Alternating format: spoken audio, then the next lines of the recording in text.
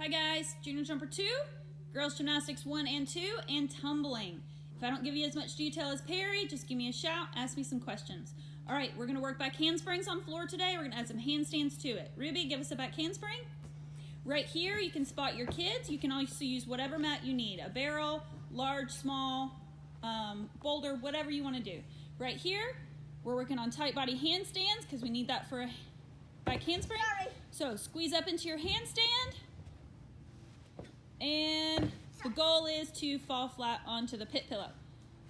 Atta girl. So from here, you're gonna go over to the donut. They're gonna give you a mushroom hold. Have them hold it for their age. Booty down, Ruby.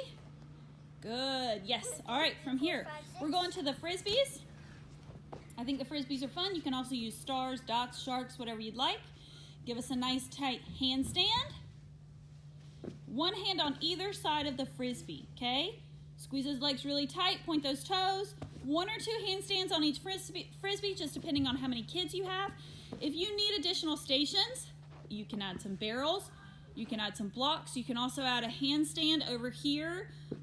Obviously not with the wedge mats there, but you can add a handstand. You can add a handstand up against the blue wall, or they can crawl their feet up the blue wall. Ruby, go to that space over there real quick. Go put your booty on the wall. Hands down on the floor, walk your feet up into a handstand. So anytime we're working back handsprings, it's always really, really good to make sure they're practicing holding a handstand. 1, because body positions are good. 2, because it's strengthening their arms and shoulders. All right, roll out of it, Rue. That's floor. All right, guys, this is trampoline for basically every single class right now. So you're gonna give them regular jumps on tramp. Go, Rue. So every time they come up, you give them a new jump. At this point, most of your kids should know what all the jumps are. Maybe teach some of the older teach some of your junior jumpers and girls gymnastics a pike if you haven't already. And then we're gonna cartwheel over each of these on your way back. Make sure you space your kids so nobody gets kicked. And with your Tinker Tots, if you need to, you can make these 2 blocks into frog leap onto the block, if that's better for your kids. Some Tinker Tots are gonna be able to handle a cartwheel over these, some are not. Hey guys, this is Girls Gymnastics 1 and 2. So your 1s are gonna do a front support. Go ahead, Kelly, jump up, front support, forward roll off. I'd like your 2s to add some casting to it. You can do that on blue bar and red bar. Thank you, Kelly. On silver bar, excuse me, Holly. on silver bar, they're gonna just monkey walk from one side to the other. So hold their legs up in a tuck. You can give them a block to hold between their knees, and they're just gonna monkey walk sideways across to the silver bar. Now from one side of the silver bar to the other. Let's go to stall bars. They can do the same, climb up, touch their chin to whatever prop we put up there. Then you can come over here.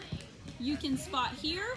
Let's do, it's gonna be a little different with which kids you have, but basically, let's plan on Girls Gymnastics 1, doing a pullover. If you are able to spot that and they are able to do it, pullover, front support, roll forward, dismount.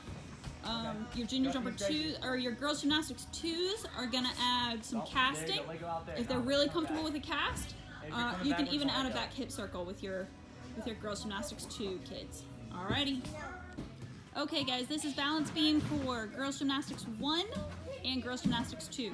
So Girls Gymnastics 1, you're gonna work on walks. If you have kids that are comfortable walking on high beam, let's go ahead and get them doing walks on high beam. Just a bunch of different walks. Have them climb up on the beam.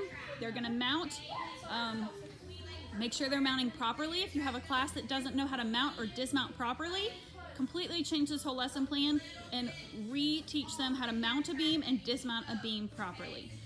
You can add walks into that if you want to. So, dependent upon your class level with your girls gymnastics, you can do mounts, then dismounts properly, or you can do walks on the beam. Girls Gymnastics 2 are gonna hang out on low beam this week. They're gonna do side handstand dismounts. Ava, can you do us a side handstand dismount? Ava's a righty. So she's up, try that one more time. Try to stop in that handstand. You're gonna spot these at the hips, stop in a handstand. Oh, awesome job. Now climb up to this beam and do it. So they're gonna go, they're gonna stay on the, righties are gonna stay on the right side of the beam, lefties will stay on the left side of the beam. That way you don't have kids colliding. Go ahead, give us another one, Ava. That way they're always dismounting on that side of the beam, no matter where they are. Do one more on the next beam for us, Ava.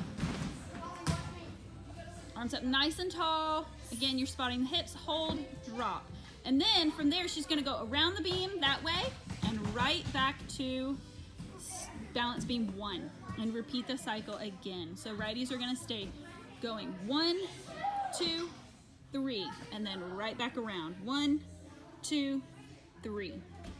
If they're uncomfortable doing that, you can have them work on jumps on the balance beam, or you can have them work on a pivot turn if they're completely uncomfortable.